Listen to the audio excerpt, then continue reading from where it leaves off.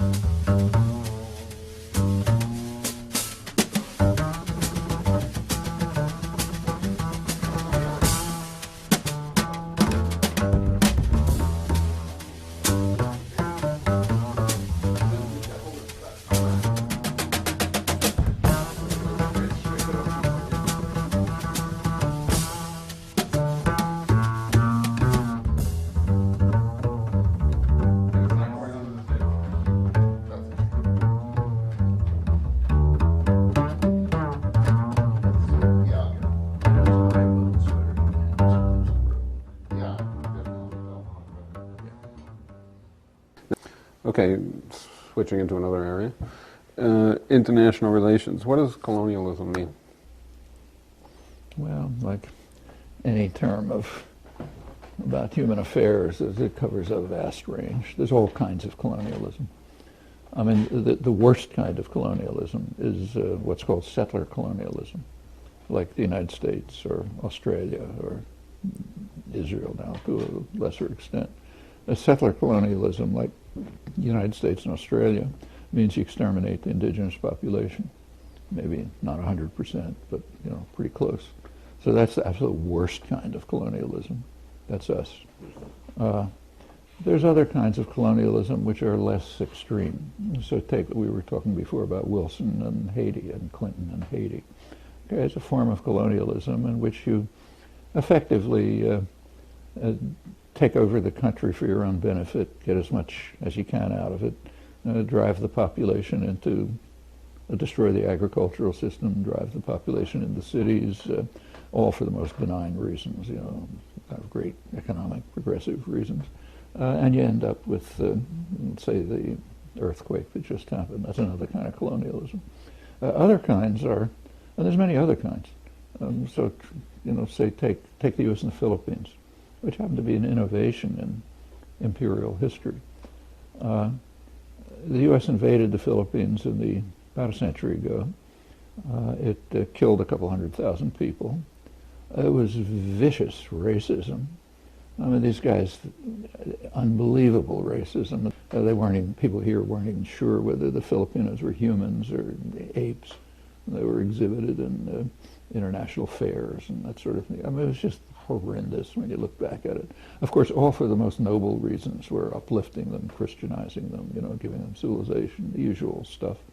There were scattered opponents, people like, not unknown people, like Mark Twain. He wrote very sardonic and cutting anti-imperialist essays.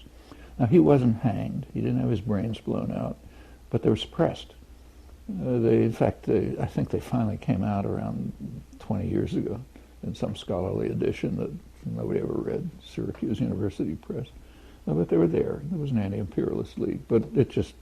All right, now what happened after you conquered it? That was the innovation. Actually, this has just been studied in a really magisterial book, great book by Alfred McCoy, who's historian of the Philippines, among other achievements. He's the first person to have studied in detail how they dealt with the population after they'd more or less, still haven't totally conquered them, still going on, but pretty much sort of pacified the country. Well, it turns out there was a major innovation in imperial history, which had a lot of consequences right till today in the Philippines and everywhere else. What was instituted was a very sophisticated, high-tech control and surveillance system. Now, the technology of then was not the technology of now, but it existed. You know, telegraph, radio, other surveillance techniques. Every technique was used that was available to try to control, monitor, subdue the population. There were also pretty sophisticated techniques of undermining resistance that were used. So co-optation of elites, spreading rumors, you know, using every device you had to try to undermine the nationalists, and it was done very well. And of course, there's a mailed fist. In the background is the Philippine constabulary, something which happens in every colonial imperial system. You have a, you know, kind of a paramilitary force of collaborators, which do what you tell them, and they're usually trained killers. So, and you can set it up. So let's say you pick people from one tribe to kill another tribe, or, you know, use the rural population to smash the urban population. It's done in various ways. In fact, we do it right now. This minute, that's the way the U.S. is hoping to run the occupied Palestinian territories. There's a U.S.-run army that's supposed to subdue them, and it's highly praised by Obama and Kerry and the liberals and so on. So, anyway, this array of techniques was worked out with in quite impressive detail and applied in a very sophisticated fashion. It still applies. The Philippines is still pretty much under this system. The Philippines, which remains a kind of a quasi-colony, is the only part of East and Southeast Asia that has not been part of the so-called economic miracle. You know, take a look at Taiwan, South Korea, you know, even Indonesia and so on. There's been a lot of economic development, not the Philippines. They're pretty much under this system. That's the one part of the region that we still run. And there was an immediate blowback. Wilson and the British, during the First World War, used a lot of these techniques domestically, consciously. Could apply them at home too. Now it's extreme. So you go to Britain, and it's a surveillance society.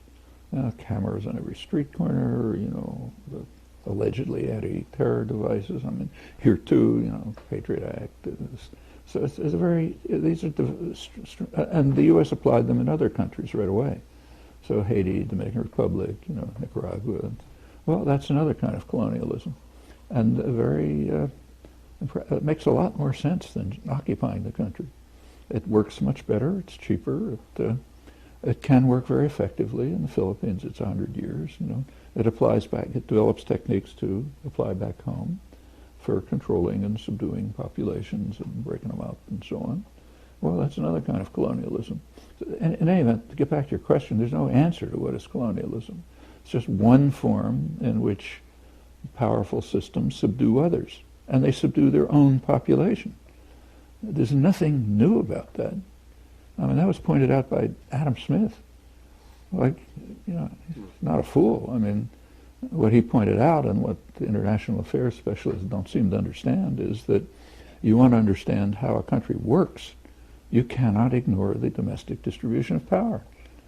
He said, just pointed out in The Wealth of Nations, you want to understand England, which is his concern, you have to recognize that the architects of policy are merchants and manufacturers.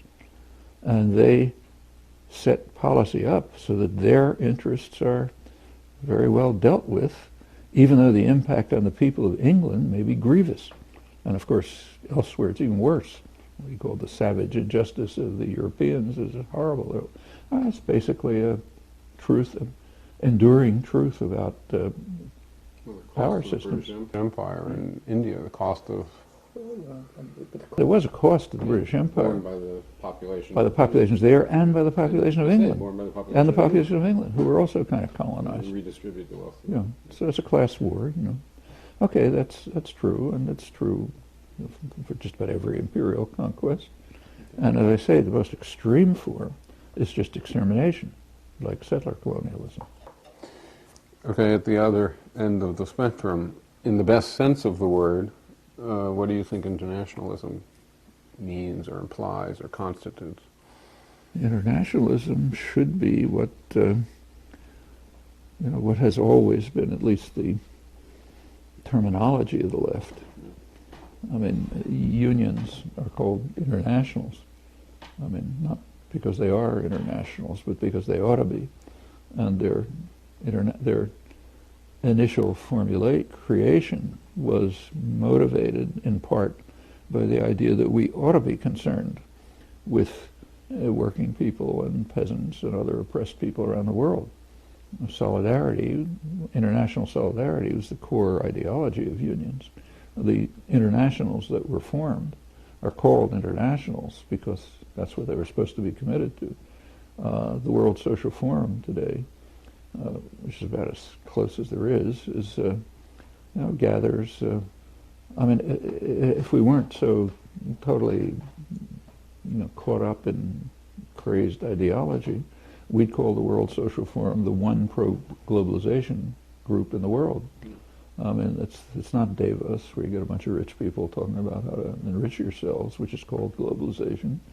The World Social Forum, with all of its defects, brings together people from all over the world, all walks of life, mutually interacting, the people, women giving seeds to each other, supportive ideas about how to improve the global world for the vast majority. Okay, that's internationalism. That's what we should be doing. Anti-imperialism is a form of internationalism. When do you think it's right, for an individual in the United States to denounce human rights violations in another country, as compared to when do you think it's either hypocrisy or interference? Now I'm talking individual, not the government. Well, again, it's a question of priorities. Right. And priorities. I'm not saying how much time you should put into it. When is it literally? If there are human rights violations somewhere, it makes sense to criticize them. Period. It makes sense to criticize them if you can do something about them. If you can't do anything about them, it's just posturing. But if you can help human rights activists or oppressed people or whatever somewhere else, sure, you should do it. The question is always priorities. Time and energy are finite. Can't get around that. And the question is, how do we compare? How do we decide how to distribute our energies when there are human rights violations? And there are very clear criteria for that. They are almost 100% violated, but they're extremely clear. What you prioritize is what any moral human being does. The predictable consequences of your own actions. That's what should be prioritized. I mean, somebody else's actions, I can criticize them, but there's no particular moral value to it, unless I can somehow improve things. The one thing you can improve is what you are doing. So overwhelmingly, our priority ought to be our own engagement in human rights violations, which we can change. And incidentally, that's kind of independent of scale. Even if the ones we're carrying out are not so terrible and the ones that somebody else is carrying out are awful, but we can't do anything about it, then elementary morality says let's focus on ourselves. The practice is almost the reverse, almost 100% the reverse. And furthermore, it's kind of irreversible. I mean, there's great pleasure taken in the crimes of others, especially if we can't do anything about them. If some enemy, particularly if it's an enemy, if some enemy commits horrible crimes and we can't do a thing about it, it's just irresistible to posture heroically about their crimes. For one thing, it's costless because you can't do anything about it.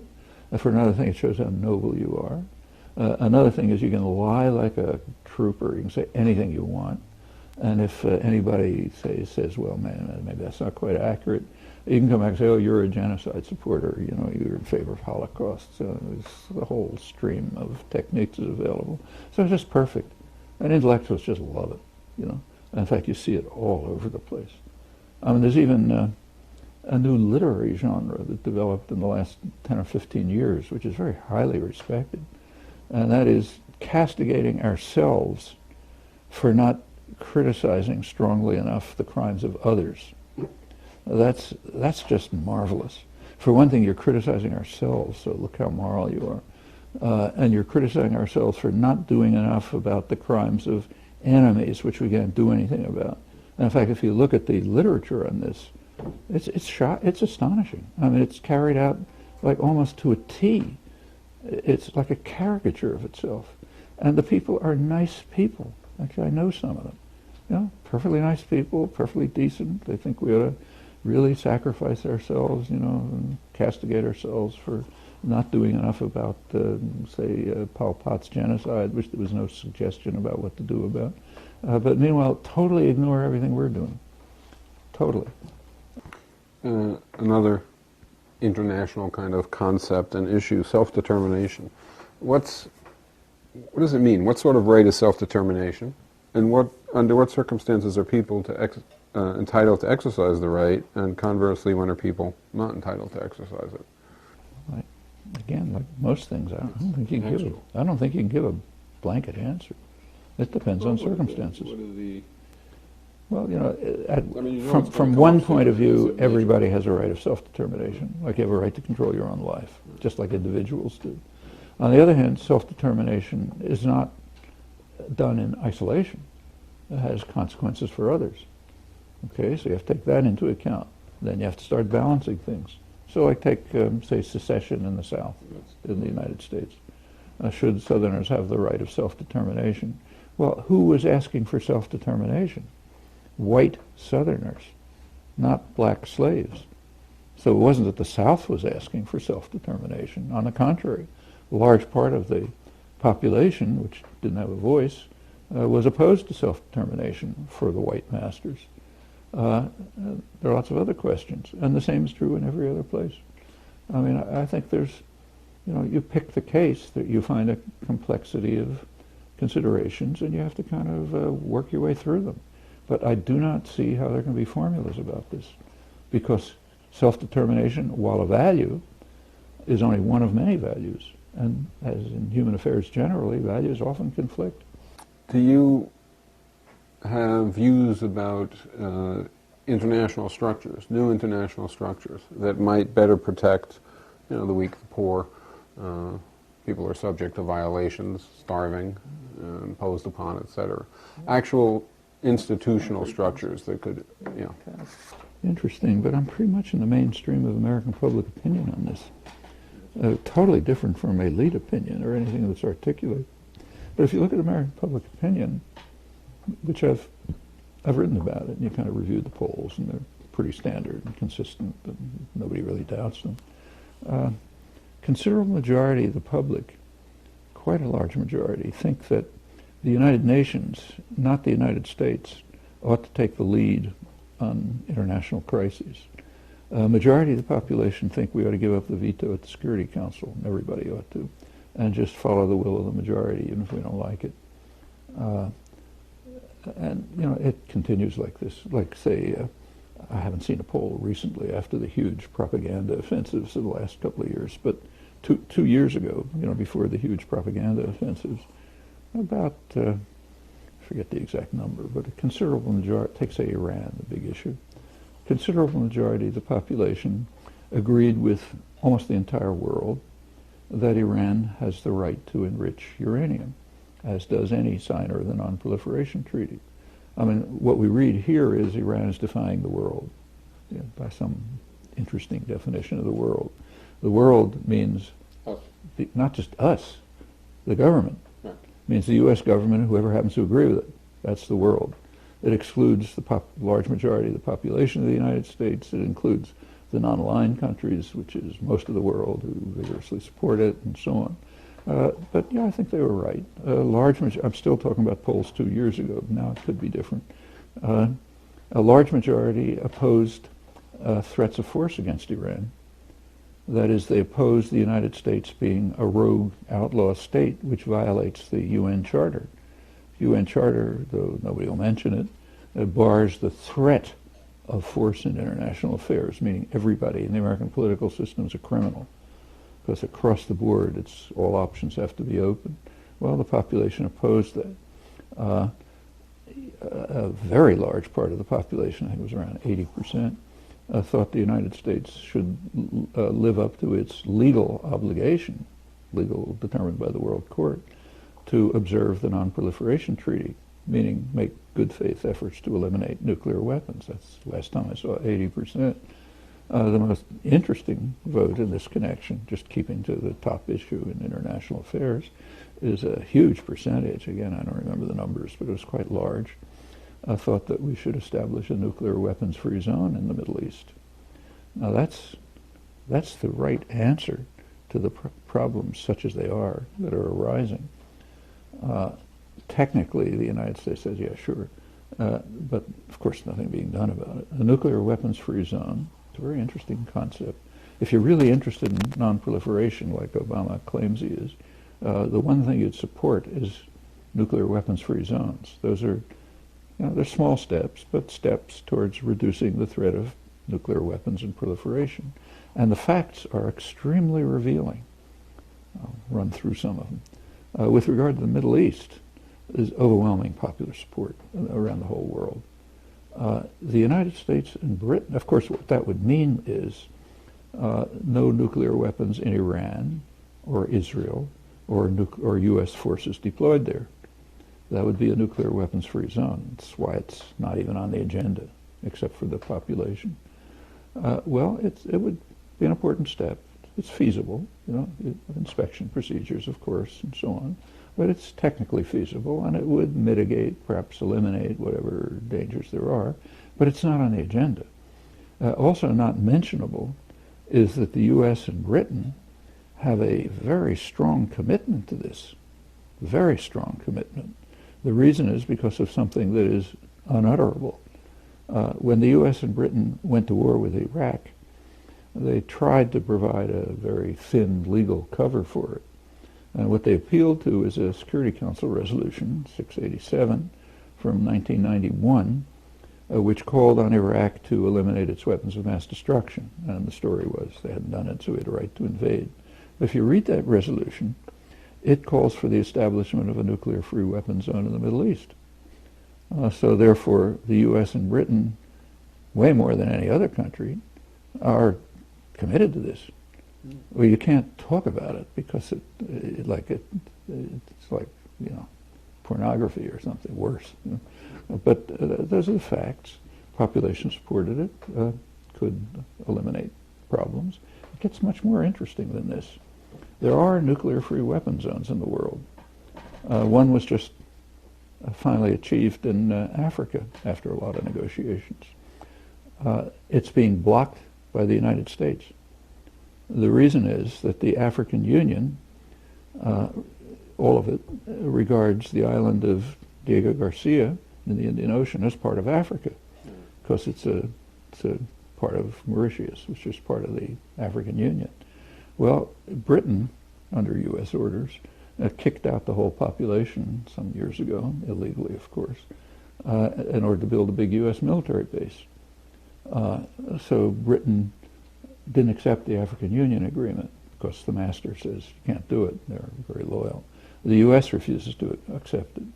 So the U.S. is blocking the African Union nuclear weapons-free zone because we insist on keeping a base, a military base, after having kicked out the population, for storage of nuclear weapons and, crucially, for bombing. That's one of the main bases for carrying out aggression in Central Asia and the Middle East. You bomb Iraq, comes from there. In fact, just a couple of weeks ago, the Navy announced that they're sending a big submarine tender to Diego Garcia to service nuclear submarines and so on and so forth. So we're blocking the African Union nuclear weapons-free zone. We're refusing to even talk about the Middle East one, which is critical. And it's more. There's more. There's a South Pacific. It's always more. It's always more. There's a South Pacific nuclear weapons-free zone, which finally, it was held up for a long time by the French, because they wanted to use the French islands for nuclear weapons testing. All right, they finally did their nuclear weapons testing. Now it's being held up by the United States, because the Pacific Islands, like Palau and so on, they're used for nuclear weapon storage and for nuclear submarines. So, okay, we're blocking the South Pacific zone. Meanwhile, Obama is giving, highly praised speeches about how awful nuclear weapons are. We got to do something about it. And there's massive at least pretended concern, maybe actual concern about the possibility that maybe Iran's developing nuclear weapons, and we don't know. You know, if anybody from Mars was watching this, they'd be amazed that the species can even go on, you know. How can you do all this without collapsing it with ridicule about yourself? Well, it's easy in a well-disciplined society. I was thinking roughly the same variant on what you concluded with. I was thinking, you know, a novelist, there's no such thing as a novelist who is cynical enough and creative enough to come up with a scenario that even remotely approximates the reality for... I mean, the interesting thing to me is that, you know, there are novelists who try to do it, like, say, Heller, or, you know, Vonnegut, and they're read, and people laugh. But they don't realize it's the They don't realize it. Actually, I saw this when one of Michael Moore's documentaries, we never went to the movies, but we did go to one of his I think it was the one about Columbine, I guess. Carol, my wife, and I went to, but we decided to go see it in a lower middle class town, just to see what the audience reaction will be like. Because they're the people he's making fun of. Well, they were laughing, you know, I thought it was great, you know, making fun of all these guys with guns and so on. They probably all have guns. They thought it was, you know, really funny, well done. But I don't think anybody perceived the reaction. There's a movie out now called Avatar. It's the biggest movie going.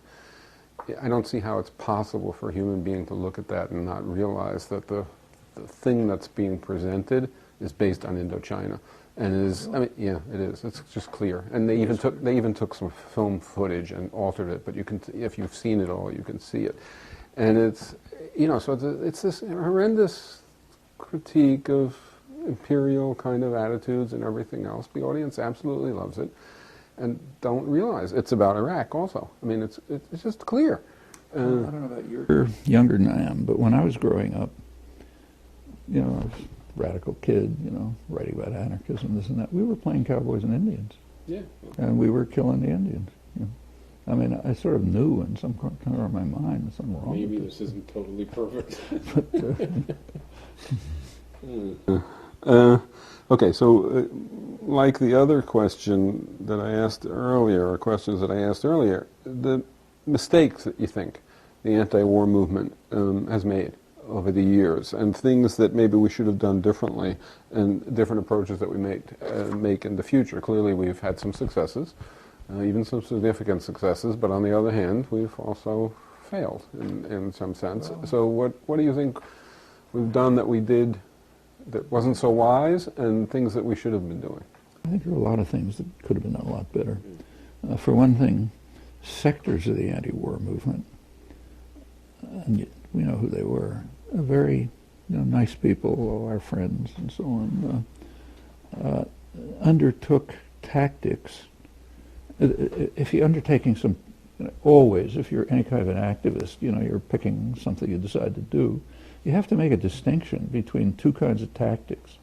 You could call them, you know, feel-good tactics, makes me feel good about myself, and do-good tactics, does something for somebody else.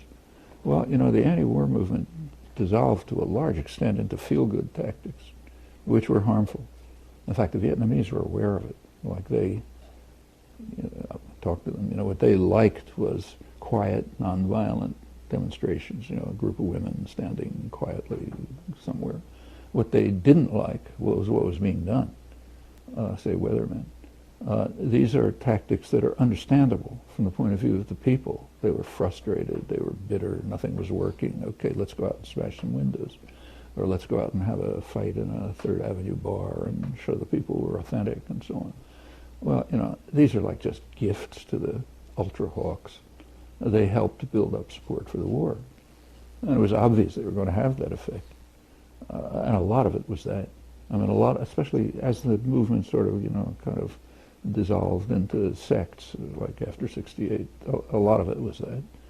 So a lot of it was just self-destructive. The other big error was to stop. I mean, by 1975, end of the war, around 70% of the population condemned the war as fundamentally wrong and immoral, not a mistake. Those are kind of unbelievable figures, because nobody ever said that. You know, where'd they get it from? You know, what did they even mean? Who knows? Nobody checked. But you know, that meant there was a huge reservoir of possible support for anti-war activity. It was dissolved. It left. Everybody went away. You started condemning the Khmer Rouge or doing some other thing. And, okay, so then comes the Central American massacres, and so it goes on. There are other things. Like I have almost nobody agrees with me about this. But my friends on the left, many of them don't even understand my own view, and which goes back to around 1970, that the U.S. won the war. The business world recognized that, like you read it in the Far Eastern Economic Review. But the left is committed to the doctrine that we won. You know, we stopped the war, the Vietnamese won, the people united, and the rest of it. That's not what happened. We have a rich documentary record, and it's very instructive. We should think about it, be intellectually honest about it. The U.S. didn't go to war in order to conquer Vietnam. In fact, it didn't care if Vietnam dropped off the planet. Yeah.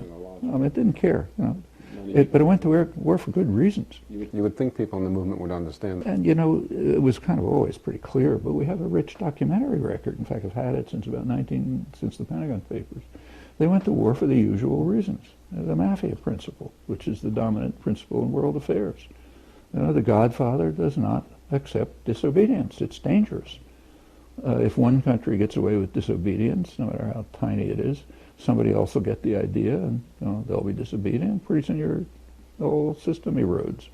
That's basically one of the dominant principles in world affairs. And Vietnam is a case in point. You know, they were afraid that Vietnamese nationalism would be successful.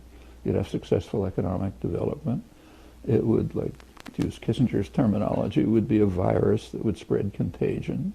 So it would spread to Thailand, you know, Malaysia, go on to Indonesia. Now you're in real trouble. Indonesia has real resources. Pretty soon, maybe ultimately Japan, which John Dower, Asia historian John Dower, called the super domino. Japan would accommodate, was the word that was used, to an independent East and Southeast Asia. It would become its technological and military center, which would mean that the United States would have lost the specific phase of the First or Second World War. Well, you know, 1950, they weren't ready to lose the Second World War. So you got to stop. You got a virus, it's spreading contagion, there's a cure. Destroy the virus and inoculate the potential victims. It was done.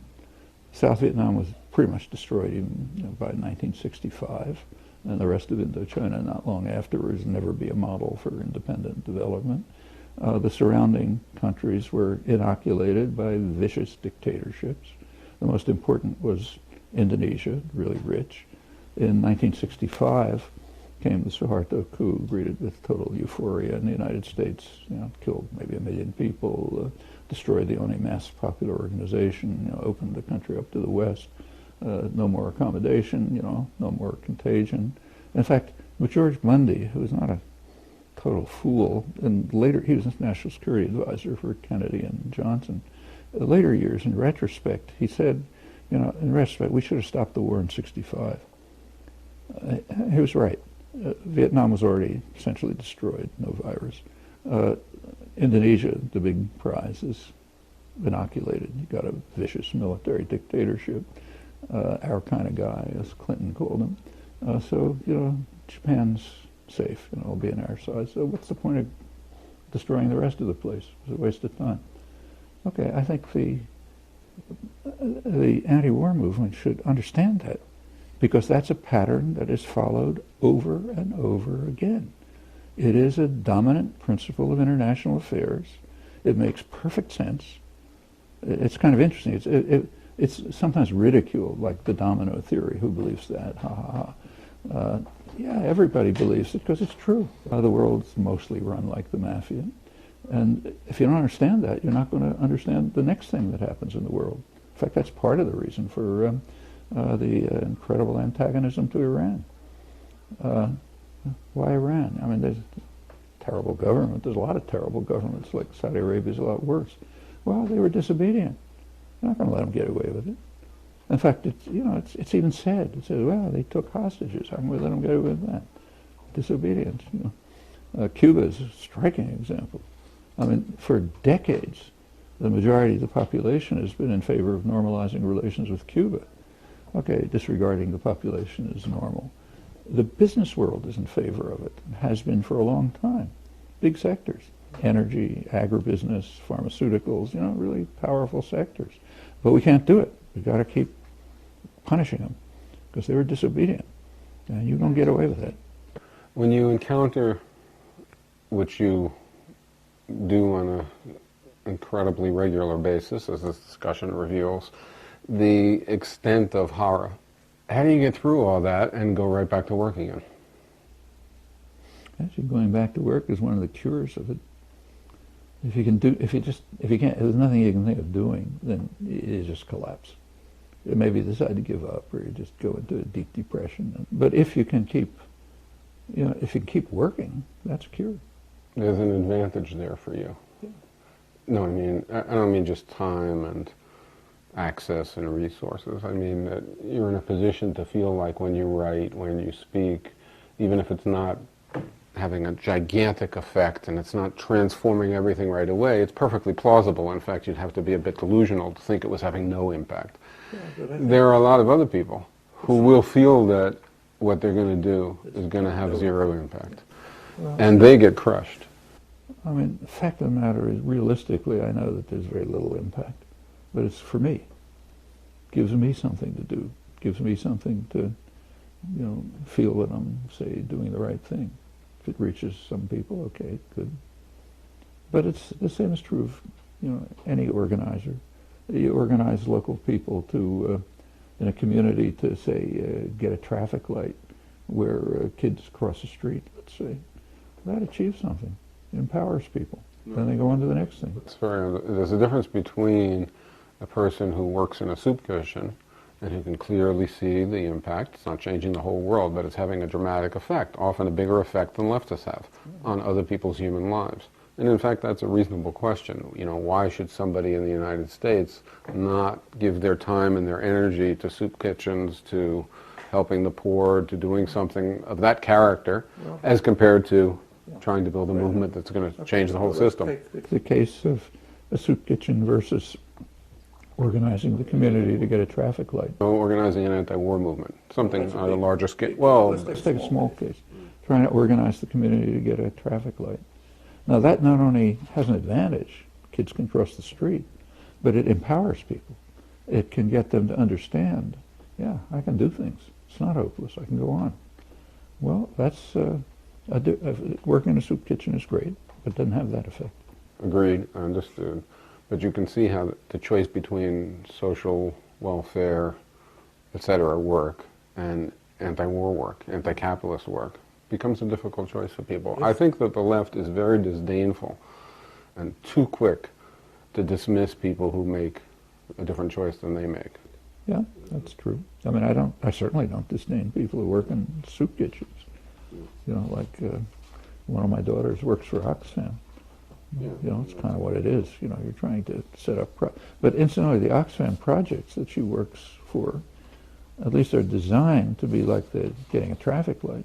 Yeah. The idea of the project is not just, I'm going to come in and build a well and you can have it.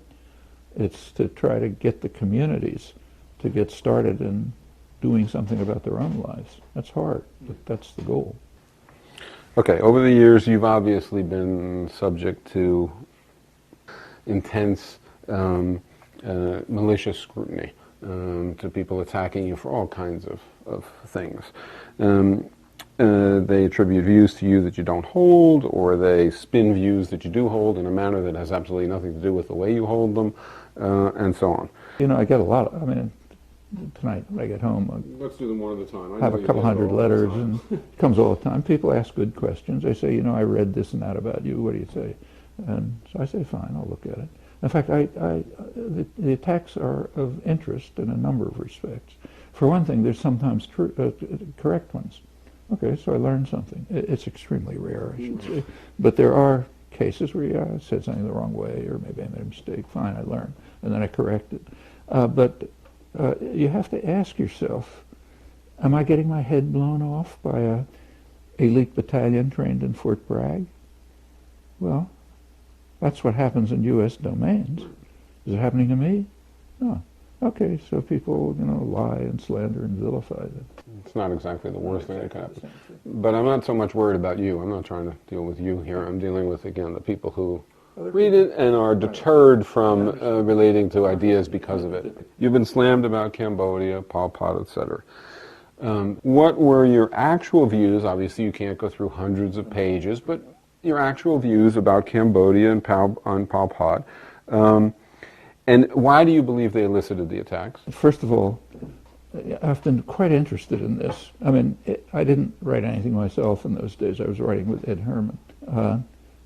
There has been a huge literature trying to show something wrong with it. I mean, it's literally the case that nobody has found a misplaced comma. There was in the stuff you wrote about it. Yeah, it was exactly, it must be the best stuff that's ever written. Because anything you write, there's got to be some mistakes. You read the professional journals. The last paragraph of every review of a scholarly monograph lists the errors, which are always there. Literally nothing. And the reason was explained quite early on. What we wrote about Cambodia was carefully checked by some of the leading specialists in the field. And they went through it, they corrected some things, changed some other things. So first of all, it's very unlikely that there would be mistakes. Secondly, we didn't claim anything. We claimed almost nothing. We didn't take any position on it. We just said, look, here's the data that's available. Here's what comes out of the doctrinal system. Let's compare them. The only way, and I said, we don't know what happened. Maybe the most, in fact, we said, maybe the most extreme inventions will turn out to be correct. That's not our question. Our question is, let's compare what went in to what came out. Now, the only way you can make a mistake on that is like a logical error. Okay, we didn't commit elementary logical errors. So, in fact, and there were no factual errors, but we just took the data that was there. And this was noticed right away. Like one of the leading Cambodia historians, David Chandler, right away wrote, look, nothing, this is going to stand no matter what's discovered. Because what you're claiming is so limited that no matter what's discovered later on, it's not going to affect what you say. To the extent that we took a position at all, which was a little limited, we essentially repeated what U.S. intelligence was saying. And everyone agreed that they were the most knowledgeable source. So, chances are there have never been errors, and there haven't been. Now, it's very. Remember, there are 2 volumes that South End published, Political Economy of Human Rights. These 2 volumes, almost entirely, what they were concerned with was exactly this question. How does the data that comes in relate to the interpretation that comes out? Okay? Almost the entire 2 volumes are about U.S. crimes. How does the data that we have about them relate to what comes out, which turns out to be apologetics and denial? Nobody has ever mentioned any of that. In fact, we had 2 major, we did do a little of each side, and we had 2 major examples. There was a chapter devoted to Cambodia, which we went through in detail. There was a chapter devoted to East Timor, which we went through in detail. It's a very good comparison. 2 major atrocities, same time, same place, both huge. One was in the course of an invasion, which is much worse, namely East Timor. But the main difference between them was that in one case, it was our responsibility, and we could have stopped it right away. In the other case, it was somebody else's atrocity, and we could do nothing about it. I don't think there's ever been a word about the chapter on East Timor, the one that's vastly more important. First of all, it's our crime. It's a huge crime, and we could have stopped it. And therefore, it's silence. Some words of apologetics and denial, okay, but I put aside the just Stalinist types. Mostly it's just avoidance. On Cambodia, there's been an intense effort to try to show there was something wrong with it. Well, that tells you something. What it tells you is an illustration of what we talked about before. The actual practice of intellectuals gives you an extremely good criterion for what should be done by a person with elementary moral convictions, namely the opposite of what always is done. And here you have a really dramatic example of it. And it continues right to the present. In fact, just recently I happened to answer a couple of these things. And in answering, I pointed these things out. And I also pointed out, look, if you say you're concerned about Cambodians, okay, glad you're concerned about them. How about being concerned about the new revelations that were just made, which we talked about before, about the scale, the incredible scale of the U.S. attack, which is really incredible, which in fact created the Khmer Rouge, which you say you're upset about. So why don't you say something about that? The answers are interesting. Not one word about it. It's as if I didn't say it. You know, what comes out? How come you're screaming about the Khmer Rouge? You're not condemning the Khmer Rouge. How come you're apologist for genocide? Okay, that's the reason why. That makes sense. You know, like if you're, you're caught with your hand in someone's pocket, change the subject, and that's the response. But if anyone has a criticism, I'd be glad to hear it. I've yet to see it, and I think the reasons are transparent from things like this. And it's not just these two cases, it generalizes. Actually, Ed and I together, and in fact separately, have gone over many such examples, thousands of pages of documentation by now, also responding to the criticisms, like in Manufacturing Consent, our joint book, which was 10 years after all the Cambodia stuff. We reviewed it, and we reviewed what actually happened, what was known at the time, what had been discovered since, the criticisms, the nature of the criticisms, we responded to them. Effect, zero. And nobody can even look at that. Either the people, who are kind of like right inside the doctrinal system, or the kind of decent people who you're talking about who want to understand. They wouldn't look at our responses. Right? They wouldn't even know they exist. I mean, the only thing anyone knows about that book is, well, it says there's a conspiracy theory in the press or something. Okay, you already talked about the Kennedy, for which you get slammed routinely because you deny that he was killed by X, Y, and Z. You talked about 9/11, so I won't ask you about that. You've been slammed about the Mideast, called an anti-Semite, called a self-hating Jew, etc. Yeah, see, that one's kind of interesting. That's why I'm asking. Again, what are your actual views, and broadly, and why do you think they elicited the attacks that they do, and what is your impression of them? The attacks are quite interesting. They actually have a long history. They actually go back to the Bible. The phrase self-hating Jew, it comes from the Bible. It comes from the Book of Kings. The epitome of evil in the Bible was King Ahab. Remember that story from when you were in Hebrew school. King Ahab was the evil king, terrible king, and so on. At one point he called the prophet Elijah to him and asked Elijah, "Why are you a hater of Israel?" Okay, what did he mean? He meant that Elijah was condemning the acts of the evil king. And the king, like every totalitarian, identified himself with the culture, the society, everything. So if Elijah is condemning his crimes, Elijah must be a hater of Israel. Well, that's the origin of the phrase self-hating Jew. Okay? And it runs through history. In fact, in the modern period, it's very explicit. Actually, Abba Eban, who was Israeli diplomat, highly respected, British accent, who's the face to the world, considered a leading liberal humanist. He once read an article, it must have been 35 years ago, in the American Jewish Press, Congress Weekly, American Jewish Congress Weekly, in which he told American Jews, what your task is. He said, your task is to show that critics of Zionism, he didn't mean Zionism, he meant critics of the state of Israel, fall into two categories, anti-Semites and neurotic self-hating Jews. Okay, covers 100% of criticism, so it's great. And that's correct. That's the way to cut out 100% of criticism. If it's from non-Jews, say anti-Semitism. If it's Jews, they're neurotic self-hating Jews. He actually mentioned two examples, me, of course, and I.F. Stone. I.F. Stone is a dedicated Zionist, He made some, but the two of us were self-hating Jews because we were criticizing things. Okay, that's Abba Eban gave the game away. as King Ahab had given the game away, and plenty of people in between. Actually, there's a kind of a counterpart to that, which somehow nobody seems to notice, and that's the concept anti-American. What do you think the concept anti-American and its use as a criticism to people such as yourself? We're back to King Ahab. Yeah. It's a straight totalitarian concept. It's used in totalitarian states, like in the Soviet Union. The harshest criticism against dissidents was they're anti-Soviet.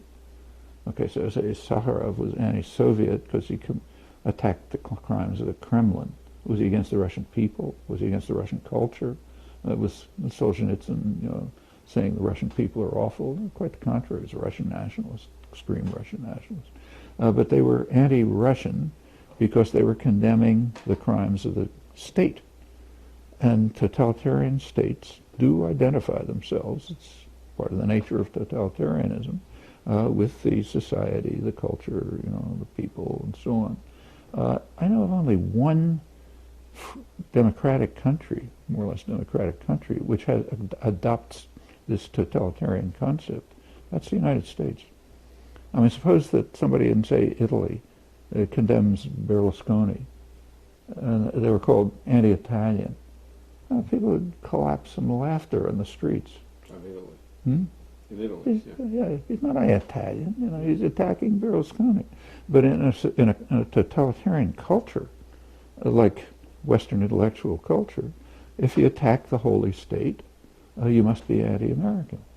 I don't know of any example other than things like King Ahab or the Soviet Union, or say the Brazilian military dictatorship. Under the Brazilian military dictatorship, if you criticize torture, you're anti-Brazilian.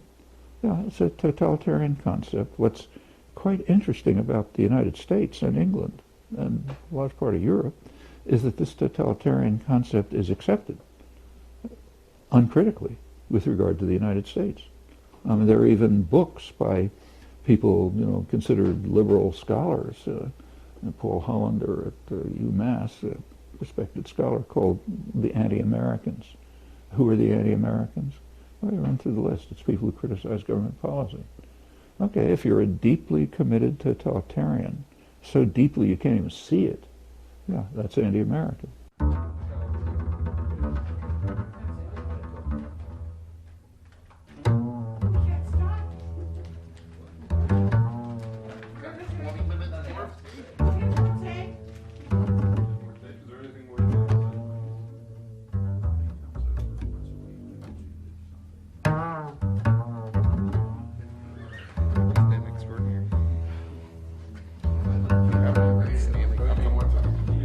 My upper back isn't being sore.